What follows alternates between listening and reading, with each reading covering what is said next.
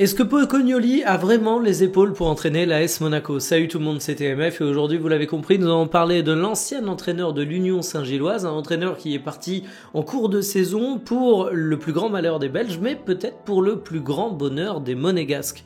Dans cette vidéo, je vais revenir sur le scouting que j'ai effectué au cours de ces derniers jours. C'est pas pour rien que la vidéo est un petit peu en retard par rapport à l'actualité, c'est que je vais être honnête, je mate pas l'Union Saint-Gilloise tous les 4 matins et j'ai donc dû faire un gros taf de rattrapage. Dans cette vidéo, je vais pas vous dire explicitement est-ce que c'est le bon ou le mauvais entraîneur pour Monaco. Jouer à Madame Irma avec autant de certitude, c'est quelque peu aventureux et finalement, si on avait des certitudes à ce point, les clubs se planteraient jamais dans leur choix d'entraîneur. Parce que vous doutez que si quelqu'un qui travaille dans les médias ou si un indépendant comme moi était capable de vous dire si c'était le bon entraîneur, des gens autrement plus compétents dans les clubs feraient jamais d'erreur. Par contre, je vais vous dire un truc dans cette vidéo, c'est pourquoi je suis extrêmement pressé de voir Pocognoli faire ses premiers pas à Monaco. C'était déjà une nomination qui m'intriguait particulièrement au moment où je voyais que de loin ce qu'était l'Union Saint-Gilloise sous ses ordres, mais après avoir maté une quantité phénoménale de matchs, je vous le dis, je suis très intrigué de voir ce qu'il va donner du côté de Monaco, et ça va être pour moi un des facteurs d'attractivité de notre Ligue 1, de voir son évolution et de voir s'il va être capable de relever les très nombreux défis qui l'attendent. Donc la vidéo de présentation du style, du parcours et des attentes qu'on peut avoir autour de Pocognoli, c'est maintenant. Installez-vous confortablement et bienvenue pour cette nouvelle vidéo Talk My Football.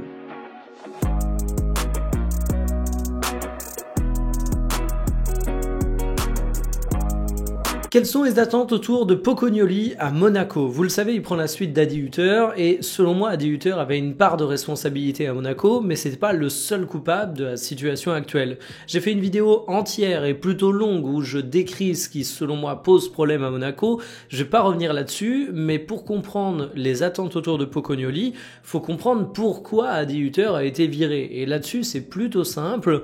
On peut dire que la situation comptable était pas catastrophique, que les résultats obtenus par Adi Hutter était plutôt satisfaisant, mais qu'en termes de fond de jeu, de style, de contenu des matchs, eh bien le compte n'y était pas.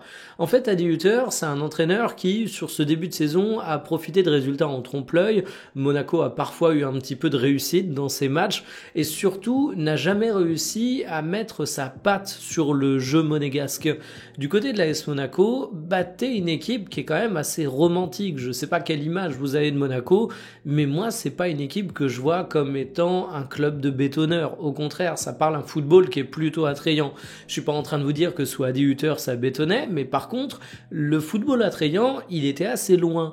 Tu identifiais pas tout de suite ce qu'il voulait mettre en place, et le problème, c'est qu'Adi Hutter, ça commençait à faire un moment qu'il était sur le banc de l'AS Monaco. Donc même si les résultats étaient plutôt ok, tu l'as renvoyé. Mais par contre, faut bien comprendre, et le classement de Ligue 1 vous le montre bien, que c'est pas un renvoi d'entraîneur qui se fait dans un contexte d'urgence.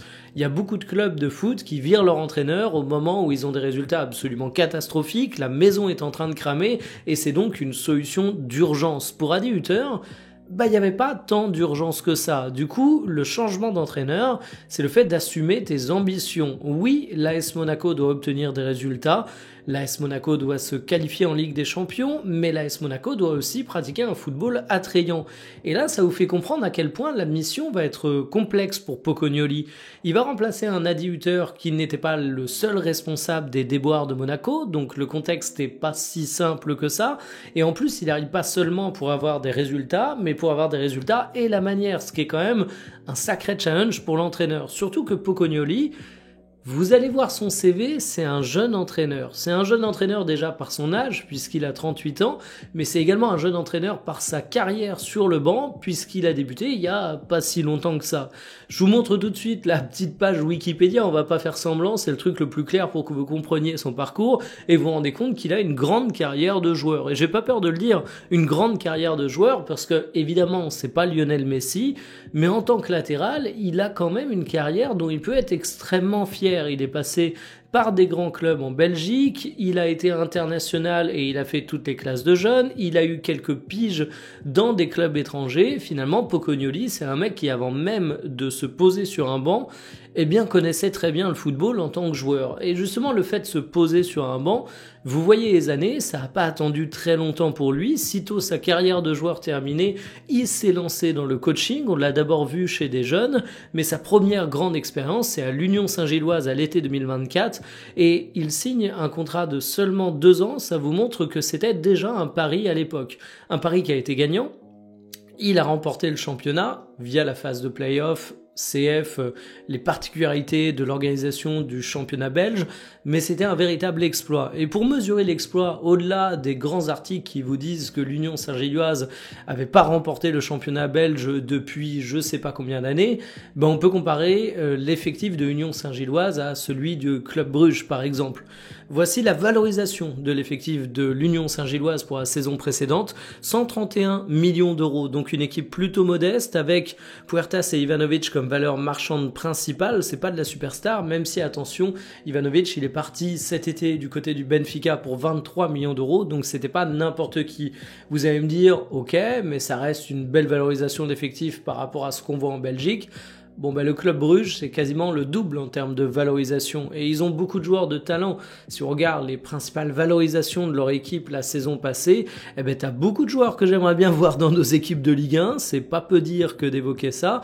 Et d'ailleurs, vous voyez le club actuel, beaucoup ont bougé au cours du mercato estival et beaucoup ont fait l'objet de gros transferts. Donc en fait, Pocognoli, avec cette expérience courte à l'Union Saint-Gilloise, il a tout de même eu une expérience assez intense et je pense qu'on peut le décrire comme une petite sensation locale. C'est pas pour rien qu'un club comme Monaco s'intéresse à lui, c'est que sitôt rentré dans le marché des entraîneurs, eh bien il a frappé un gros coup et du coup, il peut apparaître comme un pari intéressant, mais j'insiste sur le côté pari.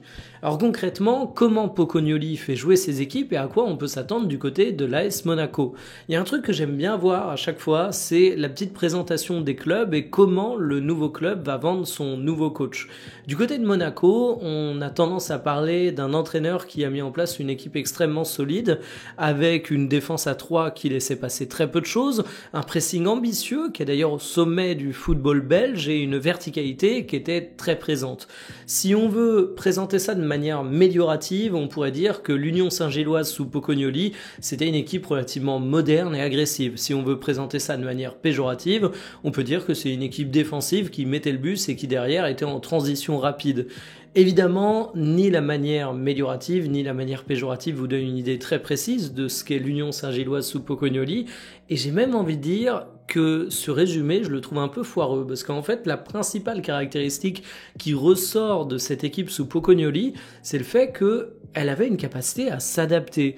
J'ai vu des matchs où ils avaient le contrôle du ballon, j'ai vu des matchs où ils laissaient la possession, et d'ailleurs, pour un leader, la saison passée, ils ont une possession qui peut interroger un petit peu, autour de 48%. Cette saison, ça a remonté aux alentours de 54%, mais ça vous montre bien qu'il y avait toutes sortes d'approches de match. Et en fait, c'est ça que j'ai bien aimé avec les rencontres de Pocognoli, c'est que se rattraper des matchs quand on connaît mal un entraîneur, je vais pas vous mentir, parfois c'est très chiant. Parfois, je me tape des grands moments de solitude. Mais là, en fait, je savais jamais exactement ce à quoi j'allais être confronté et j'ai été surpris assez régulièrement. Alors, il y a des préceptes fondateurs dans le jeu de Pocognoli. Lui-même va le dire, il aime avoir une équipe dominante avec et sans ballon et j'aurais tendance à beaucoup retenir le sans ballon. Il y a toujours une volonté de récupérer le ballon haut. Il y a toujours une volonté d'être agressif dans le pressing et ça, c'est vraiment le truc qui ressort de Pocognoli. C'est un jeune entraîneur et son jeu est jeune dans le sens où il y a la flamme sacrée. Je trouve ça assez intéressant d'apporter ça à Monaco, qui a souvent été vu comme une équipe avec un immense potentiel, mais où il n'y avait pas toujours assez de pression, où parfois tu avais des joueurs qui avaient pas la grinta à tous les matchs, des joueurs qui étaient surtout présents pour les grandes rencontres. Sous Pocognoli, t'as un football qui est dynamisant, t'as un football qui est ambitieux, t'as un football où tu vas beaucoup demander aux joueurs. Ensuite, effectivement, le fait d'avoir 3 défenseurs centraux, c'est un truc qui ressort pas mal, mais ce qui est marrant, c'est que on a souvent ce débat entre défense à 3 et défense à 5, suivant ce que tu fais de tes latéraux, tes pistons. Pocognoli, c'est un ancien spot, c'est un ancien latéral, et en fait, l'utilisation de ces latéraux, suivant les matchs, je trouve qu'elle est assez représentative de ses ambitions en termes de jeu. Il y a un truc qui ressort de façon systématique, c'est qu'ils doivent faire preuve d'une débauche d'énergie. Et de manière générale, athlétiquement, Pocognoli, il en demande beaucoup de ses équipes. Mais en fait, ce que j'ai beaucoup aimé, c'est que en fonction de l'adversaire, en fonction des joueurs qu'il pourra avoir également à Monaco, là je commence déjà à me projeter, je sais qu'on pourra avoir des petites surprises. Mais pour autant, quand je parlais de pattes que j'avais du mal à voir avec Adi Hütter, Pocognoli, même si parfois il s'adapte, il est capable d'avoir des préceptes de jeu qui sont immédiatement identifiables. Et là, en fait, je vais tout de suite aller dans le suffisant ou pas pour Monaco. Est-ce que Pocognoli est un entraîneur qui a les épaules pour Monaco ? Pour vous donner ce qui ressort de mon analyse, si Pocognoli n'a pas une équipe qui est au niveau athlétiquement, son projet, il va se planter. Si Pocognoli n'a pas l'adhésion de son groupe, son projet, il va se planter. Si Pocognoli n'est pas capable de tenir sur la longueur avec un effectif, son projet, il va se planter. Et si j'insiste autant sur ces 3 points, c'est que l'adhésion de l'effectif, elle n'est pas gagnée d'avance parce que c'est la première fois qu'il va avoir un vestiaire avec autant d'ego que l'AS Monaco. C'est la première fois qu'il va devoir jouer plusieurs compétitions à la fois avec des attentes élevées dans toutes. Il avait certes ça du côté de l'Union Saint-Gilloise, mais c'était pas exactement dans les mêmes hauteurs. Monaco, tu sais qu'en France, tu attends un peu tout d'eux, à part évidemment gagner le championnat. C'est un jeune entraîneur, on a un échantillon qui est très réduit autour de lui. Alors vous allez me dire, ok Mickaël, tu penses que Pocognoli va se planter du côté de Monaco ? Pas du tout. En fait, ce que j'essaie de vous dire, c'est que moi, j'ai été ultra séduit par ce que j'ai vu de Pocognoli à l'Union Saint-Gilloise. Ses équipes étaient hyper actives sur le terrain, hyper séduisantes sans ballon, et lors des phases balle au pied, ça allait vite, ça fonctionnait de manière cohérente, et tu voyais des joueurs qui étaient bien guidés. Je sais pas exactement comment se positionne Pocognoli en termes de management par rapport à ses joueurs. Dans la presse, il est décrit comme étant relativement proche d'eux et je pense que sa jeunesse est un facteur qui aide. Je pense que son expérience en tant que joueur est un facteur qui aide également. Mais en fait, c'est un entraîneur qui a besoin d'être vraiment en symbiose avec son effectif.